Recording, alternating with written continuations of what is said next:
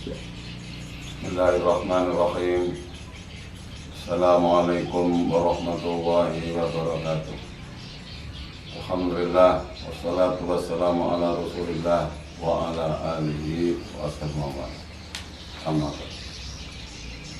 Qala Allah Ta'ala fi kitabihil karim, a'udzu billahi minasyaitonir rajim. Ya ayyuhalladzina amanu kutiba alaikumus syiyamu kama kutiba alal ladzina min qablikum la'allakum tattaqun. Wa qala Rasulullah sallallahu alaihi wasallam fi hadits syarif, kullu amali bani adama yudha'afu al hasanatu bi asri amsalha ila sab'i mi'atin. Qala ta'ala illa shawma fa innahu li wa ana ajzihi.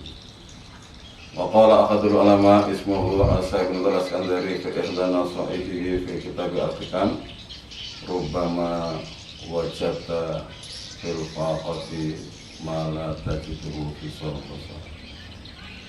Masyaallah muslimin yang dirahmati Allah, alhamdulillah kita bersyukur kepada Allah Subhanahu wa taala bahwa di tengah wabah musibah corona ini kita telah menyambut datangnya bulan suci Ramadan.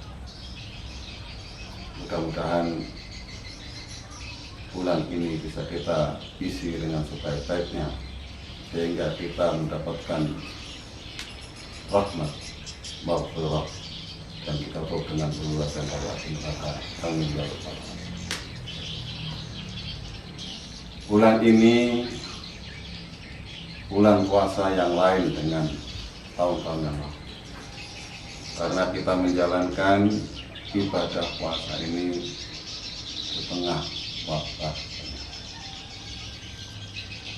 Dalam sebuah hadis Rasulullah Shallallahu Alaihi Wasallam mensabdakan bahwa setiap amal orang yang beriman ini minimal dilipat gandakan pahalanya 10.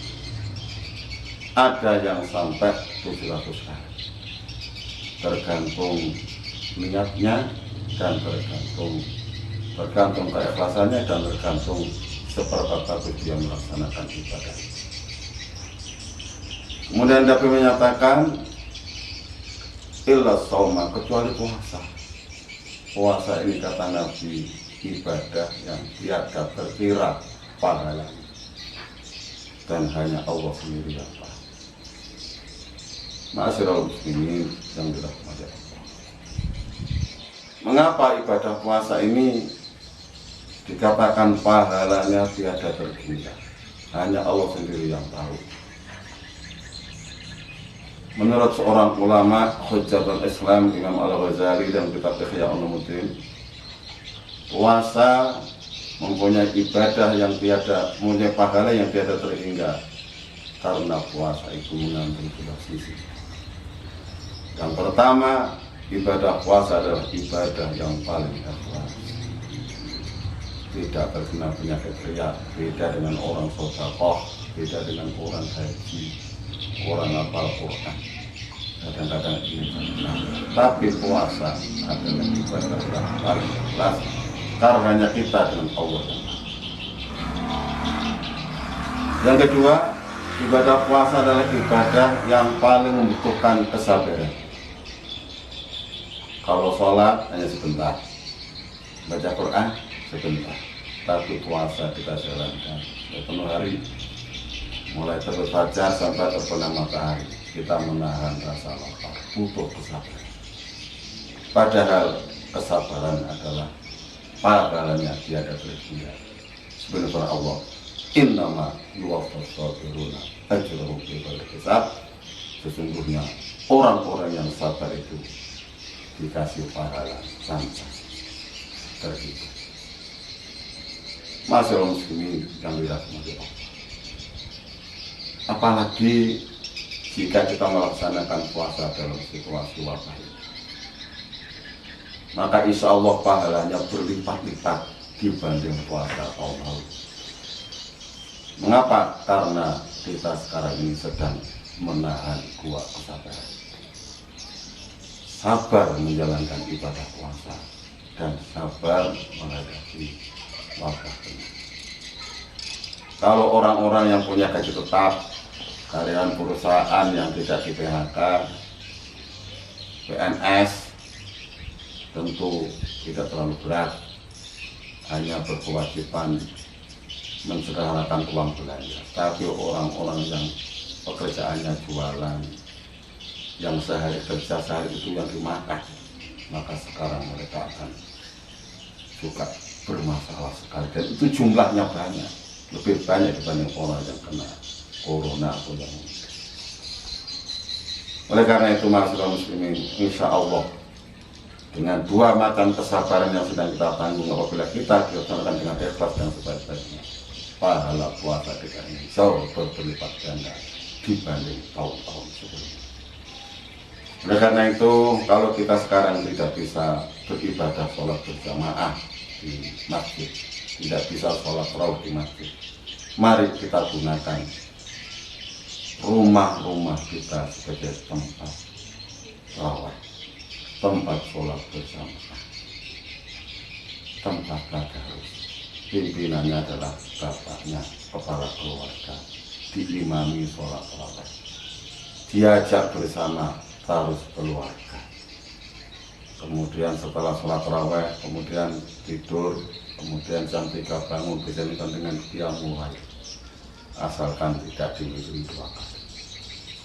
Bagi orang yang beriman, insya Allah ibadah puasa Ramadan di situasi seperti ini tidak kalah kualitasnya, bahkan harus lebih baik. Karena apa? Musibah ini harus kita ambil hikmah.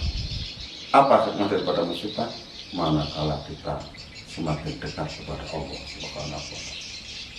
Ternyata masyarakat muslimin, manusia yang katanya teknologinya luar biasa, bisa bikin segala macam alat yang canggih-canggih, ternyata kalah dengan virus.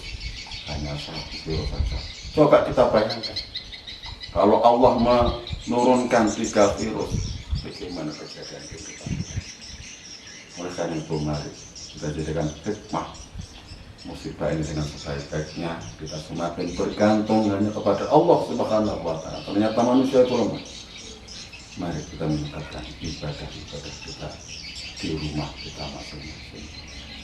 Jangan hanya sibuk nonton TV, jangan hanya sibuk lihat HP. Mari kita praktekkan khatam Al-Quran dengan sebanyak-banyaknya. Imam Syafi'i dalam 1 bulan Ramadan cuma khatamkan 60 kali. Sekarang kita dalam situasi ibadah hanya di rumah ini, seharusnya lebih banyak target-target mengkhatamkan Al-Quran yang bisa kita jalankan. Masyarakat muslimin yang dirahmati Allah, kemudian tujuan puasa ini adalah untuk membentuk karakter orang-orang yang bertakwa. Apa ciri khas takwa itu? Yaitu orang yang taat menjalankan perintah, menjauhi larangan. Karena mencari ridha Allah, takut murka Allah Subhanahu. Ada seorang ulama, seorang sahabat, menantunya Rasulullah, suaminya Siti Fatimah Az-Zahra, yaitu Sayyidina Ali radhiyallahu anhu.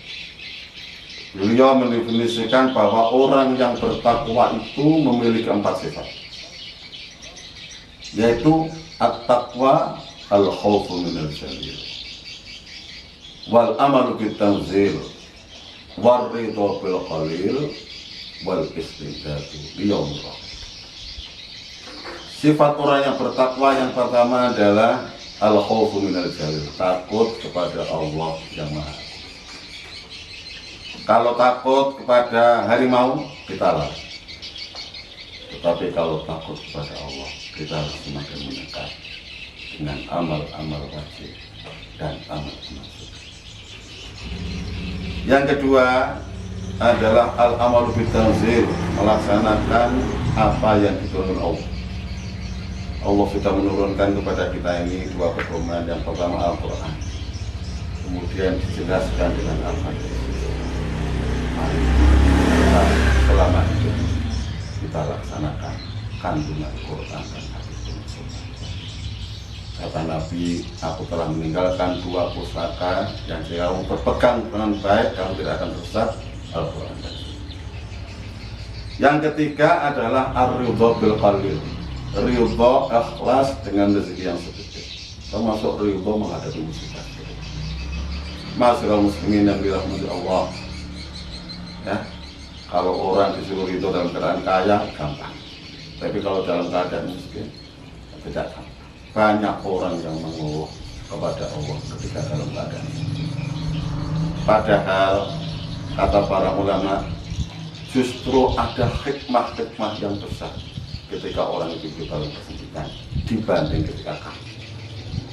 Kalau kaya rata-rata lupa, tapi kalau orang itu dalam keadaan pas-pasan, kecenderungannya lebih besar. Makanya Nabi mengatakan, innama qalla wa kafa khairun mimma kasura wa alfa. Sedikit tapi cukup lebih baik daripada banyak. Terima kasih kepada Allah Subhanahu wa Ta'ala. Nabi Muhammad SAW pernah ditawari oleh Allah untuk dijadikan nabi kayak Nabi Sulaiman, nabi sekaligus raja, tapi Nabi menolak. Ya Allah, aku jadikan seorang nabi yang biasa saja, miskin. Supaya apa? Supaya ketika aku adanya aku makan, aku bersyukur, dan ketika tidak ada yang aku makan, aku bersyukur. Ma'asyiral muslimin yang dirahmati Allah. Kemudian yang berikutnya adalah al-istidadu liyaumir rahim. Tanda orang bertakwa adalah orang yang selalu bersiap-siap untuk hari perpisahan. Apa itu hari perpisahan? Yaitu hari di mana kita berpisah dengan keluarga, dengan anak kita, dengan harta yang kita cari-cari, yang kita tumpuk-tumpuk, termasuk dengan dunia. Ketika malaikat Israel sudah menjemput nyawa kita masuk pilihan makan dia, maka keluarga kita tidak akan ikut menyertai dalam pilihannya. Kemudian harta yang kita tumpuk-tumpuk, kendaraan yang kita cari-cari yang bagus-bagus juga tidak akan menyertai. Yang setia menyertai adalah amal sholat kita, sholat 5 waktu kita, sholat malam kita, puasa Ramadan kita, puasa sunnah kita, istighfar kita, sholawat kita, sedekah kita. Itulah yang akan menyertai. Oleh karena itu, mari kita manfaatkan Ramadan tahun ini dengan sebaik-baiknya, karena tidak tahu kita apakah kita bisa menemui kembali Ramadan yang akan datang. Lama tadri nafsun ma'adat taksibu ghadan, lama tadri nafsun ta'yidu maut. Manusia tidak tahu apa yang terjadi besok, dan manusia tidak tahu apa yang akan terjadi. Mari kita gunakan dengan sebaik-baiknya, dengan penuh kesabaran dan kemudahan. Kita tingkatkan kualitas ibadah kita, munajat kita, doa kita kepada Allah. Mudah-mudahan puasa itu enggak bersifat merupakan didikan rohani yang lebih berharga, yang lebih baik. Allahumma fa'an al-bala wal-bala wal-fahsya wal-munkar min baladina ta'ala wa min sultan muslimina. Rabbana atina fid dunya hasanah wa fil akhirati hasanah. Wabillahi taufiq wal hidayah. Wassalamualaikum warahmatullahi wabarakatuh.